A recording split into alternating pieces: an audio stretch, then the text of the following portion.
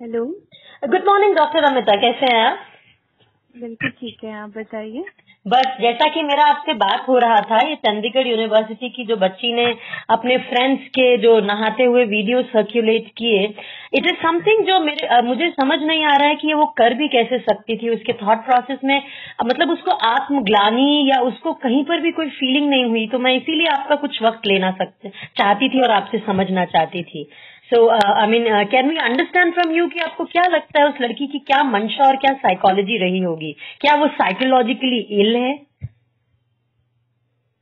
देखिए, कुछ लोग हम लोग बहुत इजीली बोल देते हैं सोशियोपैथ, साइकोपैथ जी ये वर्ड, और बहुत सारे लोग इतने गुस्से में हैं वहाँ पर कि वो जी वर्ड्स ऐसे भी यूज कर रहे हैं। जी So we have to understand the psychology behind her this aggravated behavior कि उसने ऐसे किया क्यों। जी उसकी पर्सनैलिटी डेफिनेटली कुछ डिसऑर्डर होगा, उसके अंदर सेल्फ एस्टीम बहुत शैटर्ड होगी, इंफीरियोरिटी कॉम्प्लेक्स बहुत ज्यादा होगा, जी सैडिस्टिक पर्सनैलिटी भी हो सकती है।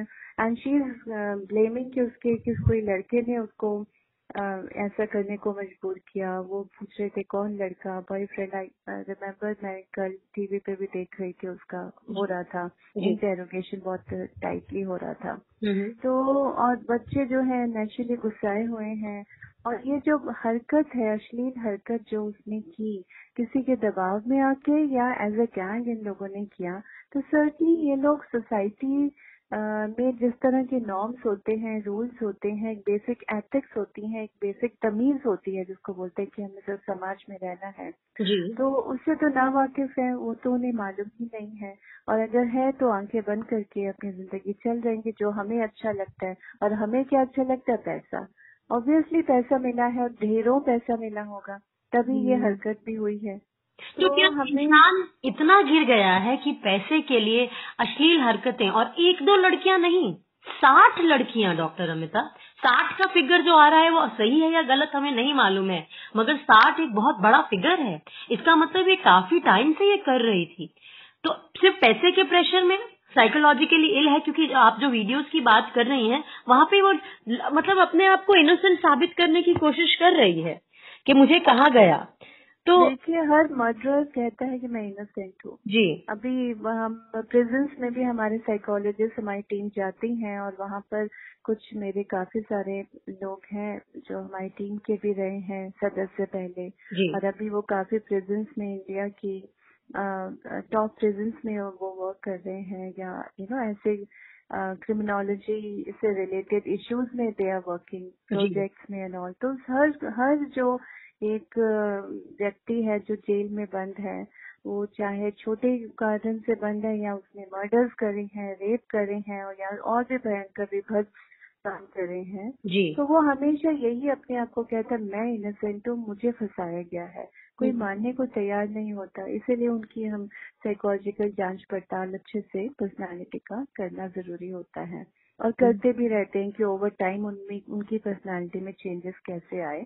उनके साथ अच्छा व्यवहार जेल में किया जाता है, साइकोलॉजिस्ट रखे जाते हैं जो उसको अंडर सुपरविजन, पूरी टीम को, पूरे जो लोग वहाँ बंदी हैं उनको किस तरह से एक मेडिटेशन के तौर पे या अच्छे व्यवहार किस तरह करना चाहिए, क्या गलत है क्या सही है, सोशल वे में कैसे रहना चाहिए कि वन से लीव द जेल, बिकॉज वहाँ पर हम सब लोग बोलते हैं कि जो सबसे ज्यादा साइकोपैथ है, सोशियोपैथ, वहीं बंद होंगे। जी जी होंगे तभी बंद होंगे। समाज में तो खुलेआम तो नहीं घूम रहे होंगे, मगर ऐसे लोग जो पकड़े गए, ये लड़की, ये तो डेफिनेटली कुछ ना कुछ तो पर्सनैलिटी डिसऑर्डर है ही, जिसका पता लगाना बहुत जरूरी है। जी तो मैम, एक डिटेल साइकोलॉजिकल परीक्षण होना ही चाहिए, मानसिक परीक्षण होना ही चाहिए। और जो आपने कारण बोले हैं, दोनों ही कारण इम्पोर्टेंट है। वन, मनी, इजी मनी, जी मनी भी इजी मनी, कि बस कुछ करना ना पड़े, फोटो ही तो खींची, कुछ करना ना पड़े और पैसे आ जाए, ढेरों पैसे आ जाए अपनी मस्ती के लिए। क्या और हमारे दूसरा समाज का उनका इतना पतन हो चुका पर्सनैलिटी है? पतन हो चुका है, और हमारा जो फिल्मों की इंडस्ट्री है वो भी बहुत हद तक आजकल तो बहुत बातें आ रही हैं, इस रिस्पॉन्सिबल है, क्योंकि वहाँ भी इस टाइप की मूवीज के अंदर भी स्टोरी फॉर्म, नैरेटिव फॉर्म में इस टाइप का दिखाया जाता है। फिर इजी मनी जिसको मिलता है वो कितने मजे से रहता है, ऐशो आराम से रहता है, वो भी इस तरह से दिखलाया जाता है कि लगता है अरे हम कर लेंगे। और फिर इनके साइकोलॉजी क्या होती है आशिमा, कि ये लोग ऐसे बच्चे इस उम्र के बच्चे हैं, वो सोचते हैं ड्रग्स आज शुरू किया या ये गलत काम आज शुरू किया, 2 साल बाद 2 महीने बाद छोड़ देंगे, जब 1 करोड़ मिल जाएगा, 50 लाख मिल जाएंगे, मतलब कुछ ढेरों अमाउंट जो कभी सपने में सोचा नहीं था। मगर ये भी एक एडिक्शन है, पैसा और पैसे को खींचता है, गलत काम और गलत काम को खींचता है। आप इस दलदल में आ गए, निकल नहीं सकते, क्योंकि जो यहाँ पहले से ऑलरेडी आपके टेक्निकली सीनियर्स है यहाँ पर इस लाइन में, वो आपको छोड़ेंगे नहीं, वो आपको जीने भी नहीं देंगे। तो एक बार गलत काम में आप फंस गए तो आप इस दलदल के अंदर फंसते जाएंगे।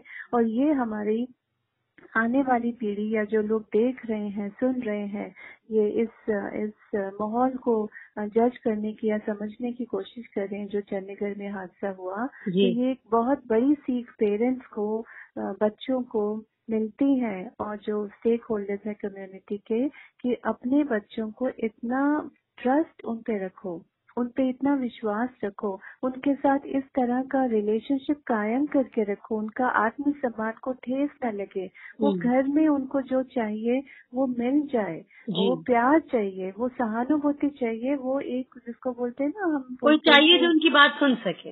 हाँ, उनकी बात सुन सके और उनको वैलिडेट, उनकी एग्जिस्टेंस को वैलिडेट कर सके। बहुत लोगों को ये है वैलिडेशन नहीं मिलता, क्राई फॉर अटेंशन वो होता है कई बार जो हम गलत काम करते हैं, हमें लगता है बड़ा महान काम, अरे ये तो कोई भी पैसा कमा सकता है, बस फोटो ही तो खींचनी, करा क्या, हमने कोई गलती तो नहीं की। 7 लड़कियों के वीडियो, डॉक्टर अमिता, 7 लड़कियों के वीडियो, और वो एक दिन में नहीं किए हैं उसने। क्या वो ड्रग एडिक्ट है? क्या उसको ड्रग्स के लालच में ये सब करना पड़ा? क्या उसको पैसे के लालच में करना पड़ा? या वो साइकोलॉजिकली इल है? इसका मतलब हमारे समाज का बहुत भयंकर तरीके से पतन हो रहा है और शायद हमें जागने की जरूरत है। और उसके परिवार वालों को या तो पता नहीं था, या फिर आंखें बंद कर ली थी, या फिर कुछ कर नहीं पाते। बहुत बार पेरेंट्स हमें आते हैं, वो बात करते हैं कि बच्चा हमें घर पे मारता है अगर हम इन्हें कुछ कहें, वो हमें एटीएम कार्ड की तरह यूज कर रहा है, हमारा एटीएम कार्ड ले लेता है, फिर हमें मारता है कि उसमें पैसे नहीं है, पैसे डालो, कहाँ से पैसे डाले। ये बट बच्चे को ये जो एटीट्यूड है ये भी तो पेरेंट्स का दिया हुआ है ना, कि उन्होंने उसको आदत डाली इस तरह की। देखिए, इट्स अ विशियस साइकिल। तो कई बार पेरेंट्स इस तरह से वो सिंपैथी एम्पैथी नहीं दिखा पाते, उनके प्रति सहानुभूति, उन्हें समय नहीं दे पाते, क्वालिटी समय की उनमें वैल्यूज इंस्टिल हो सके कि भैया आज तो मम्मी भी बहुत बिजी है, पापा भी बहुत बिजी, जब घर आते हैं थके आ रहे आते, तुम अपनी चिंची करने आ गए, जाओ खेलो। ये बहुत कॉमन डायलॉग बच्चों को सुनने को मिलता है, क्योंकि हम सच में एनर्जी थकी होती है। जब 9-10 बजे रात को घुसेंगे, घर के भी हाउस कीपिंग भी है, सुबह उठ के फिर टिफिन पैक करने हैं, जाना है, एनर्जी नहीं रहती। मगर ये जो आज ये जो मौका आया है, जो कि चंडीगढ़ में ये हादसा हुआ है, मौके का हमें कहते हैं, जिसको बोलते हैं ना, कि जो कमिंग जनरेशन है या जो पेरेंट्स सुन रहे हैं, बच्चे देख रहे हैं, इस उम्र के बच्चे देख रहे हैं, उनको इससे सीख लेनी चाहिए कि हमारे घर में ये कहानी रिपीट ना हो जाए। जी, और मुझे लगता है इस लड़की को प्रॉपरली एग्जामिन करना चाहिए, और अगर ये सच में दोषी है, दोषी तो है ही, इसमें तो कोई दो राय है ही नहीं। अब वो दोष उसने किस स्वरूप किया है, वो क्या एक साइकोपैथ है जैसा कि लोग कह रहे हैं, या वो मेंटली इल है, या वो वो ड्रग एडिक्ट है जिसकी वजह से उसने ये सब किया, या वो जैसा कि आपने कहा कि वो सैडिस्टिक एटीट्यूड रखती है। आई थिंक उसको कहीं ना कहीं समाज के लिए एक लेसन होगा, उसको अच्छे से पनिश करके और उसको एक प्रॉपर तरीके से उसको एग्जामिन किया जाना चाहिए। आप क्या कहते हैं?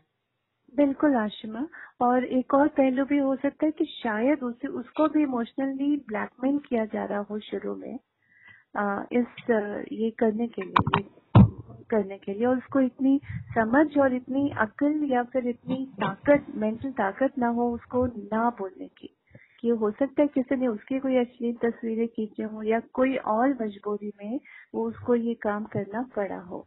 यहीं पर आने लगा तो फिर वो one bad thing leads to another bad thing. मुझे लगता है कि शायद हमारे समाज में हमें बच्चों के अंदर ये जो स्ट्रॉन्ग हेडेड एबिलिटी है, इसको, जैसा कि आपने कहा कि लोगों में ना कहने की आदत नहीं होती है, और शायद वहीं पे doing the right thing is something which is important, और ये माँ बाप को और हमारे जो टीचर्स हैं उनको ये चीज अपने बच्चों में इनकलकेट करनी पड़ेगी। देखिए, जो जागरूक माँ बाप होते हैं, आप अपनी भी सोचिए, छोटे बच्चे, अगर आपका बच्चा कुछ गलत काम करके आता है, अभी तो आपके बच्चे छोटे हैं, मेरा बच्चा बड़ा है, काफी एडल्ट है, तो भी उसकी आंखों से हम भांप लेते हैं आज बच्चे का मन का क्या सीन है, वो बोले ना बोले, वो दुखी है, सुखी है, हर्ट है, एंग्शियस है, आंखों से साफ जाहिर हो जाता है। अगर हम ये बात नहीं पढ़ पाते तो गलती किसकी है बताइए। So it's a vicious cycle. Parenting also is very very important. कहीं ना कहीं पेरेंटिंग उसकी खराब हुई होगी, सही ढंग से नहीं हो पाई होगी for various variable. I think ये बहुत अच्छा एक साइकोलॉजिकल लेवल पे एक बहुत अच्छा ये केस बन के आ रहा है, जिसकी प्रॉपर केस स्टडी होनी चाहिए, हर पहलू से होनी चाहिए। पेरेंटिंग हो, चाहे उसका एजुकेशन हो या उसके फ्रेंड्स हो, पियर्स हो, कि उसके आसपास किस तरह का माहौल रहा जो वो इतना घिनौना काम कर पाई।